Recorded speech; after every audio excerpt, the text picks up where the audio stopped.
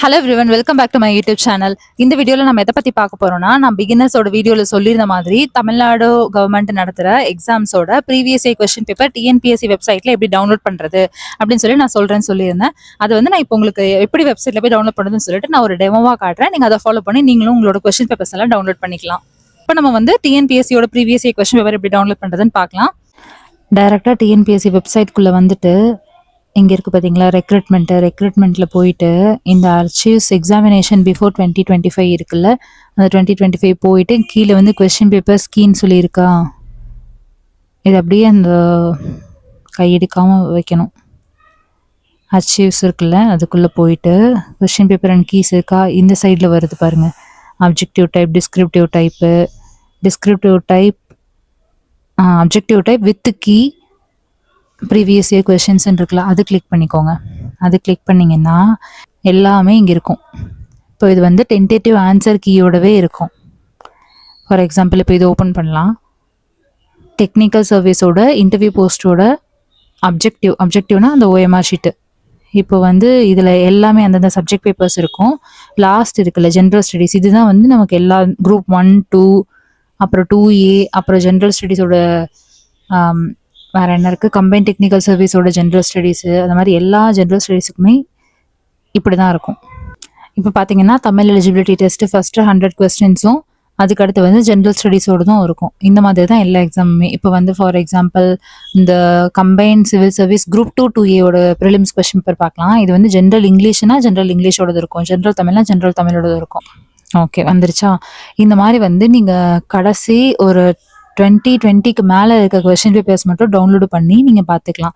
அப்படி இல்லை எனக்கு வந்து இது டவுன்லோட் பண்ணி படிக்கிறதுக்கு வந்து கொஞ்சம் டைம் ஆகுது அப்படின்னா, நம்ம டெலிகிராம் சேனல்லையும் ஆல்ரெடி 2024 வரைக்கும் நான் போஸ்ட் பண்ணியிருக்கேன்.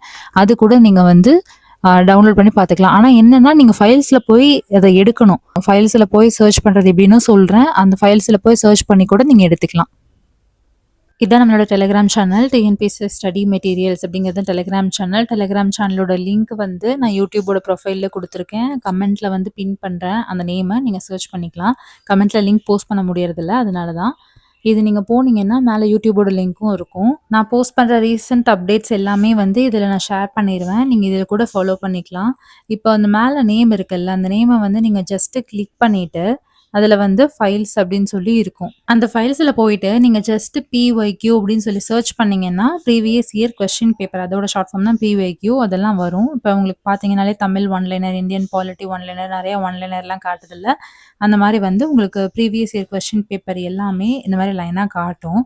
அப்படி இல்லைன்னா உங்களுக்கு நான் சொன்னேன்ல அந்த யூனிட் வைஸ் நான் வந்து பிரித்த ஒரு PDF வந்து நான் ஷேர் பண்ணியிருக்கேன்னு சொல்லிட்டு அதை எப்படி சர்ச் பண்ணுறதுன்னு அடுத்து பார்க்கலாம். இப்போ அடுத்து வந்து உதாரணத்துக்கு யூனிட் 9, அந்த யூனிட் 9 ஒன்றும் இல்லை, முன்னாடி சிலபஸில் வந்து அது யூனிட் 9 அப்படின்னு சொல்லி சொல்லுவாங்க, தமிழ்நாடு அட்மினிஸ்ட்ரேஷன், அதுதான் அந்த யூனிட் 9. அந்த யூனிட் 9 அப்படி சொல்லி சர்ச் பண்ணிங்கன்னா இப்போ இருக்குது பார்த்தீங்களா, இதை தொட்டுட்டு லை மாதிரி ஒரு ஐக்கான் அந்த சைடில் இருக்குல்ல, அதை நீங்கள் கிளிக் பண்ணிங்கன்னா அந்த போஸ்ட் பண்ண பேஜுக்கு வந்து போயிடும். இப்போ பார்த்தீங்கன்னா அந்த செட்டாக நான் வந்து எல்லாமே 21லேருந்து 24 வரைக்கும் வந்து கம்பைலேஷன் போஸ்ட் பண்ணியிருப்பேன். அது கூட நீங்கள் டவுன்லோட் பண்ணி படிச்சுக்கலாம்.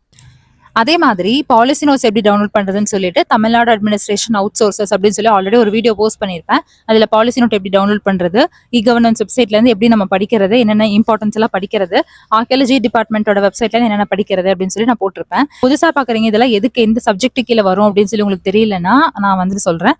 இப்போ பாலிசி நோட்டுங்கிறது வந்து தமிழ்நாடு அட்மினிஸ்ட்ரேஷனோட டாபிக் கீழே வரும்.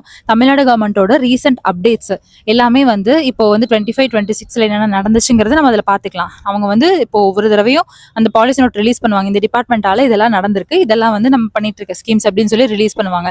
அதை நீங்க பார்த்து தெரிஞ்சுக்கலாம்.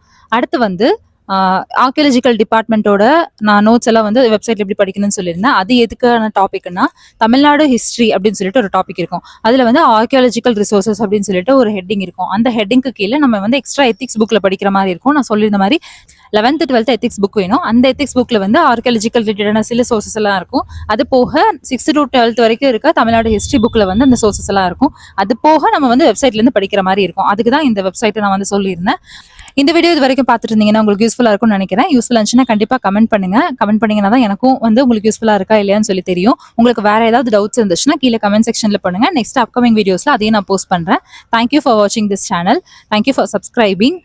மறக்காம வந்து உங்களுக்கு பிடிச்சிருந்ததுன்னா உங்களோட ஃப்ரெண்ட்ஸுக்கு இது யூஸ்ஃபுல்லாக இருக்கும்னு நினைச்சீங்கன்னா எல்லாத்துக்கும் ஷேர் பண்ணுங்க. தேங்க்யூ.